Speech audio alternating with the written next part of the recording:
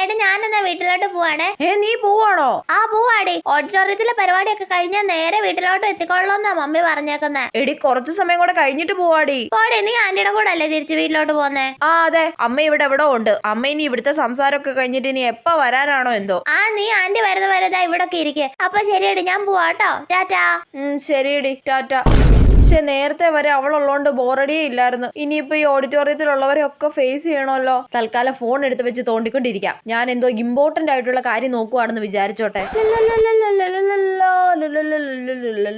ആ അമൃതയെ വിളിച്ച് സംസാരിച്ചോണ്ടിരിക്കാം. അതാവുമ്പോ എന്തേലും മണ്ടത്തരങ്ങളൊക്കെ പറഞ്ഞിരിക്കാം. അവൾ എടുത്താ മതിയായിരുന്നു. ഹലോ, എന്താടി? എടി നീ എവിടാ? വീട്ടില്. എന്തൊക്കെയുണ്ട് വിശേഷം? സുഖല്ലേ? ഞാൻ ചോറ് കഴിക്കാൻ പോവാ, പിന്നെ വിളിക്കാടി.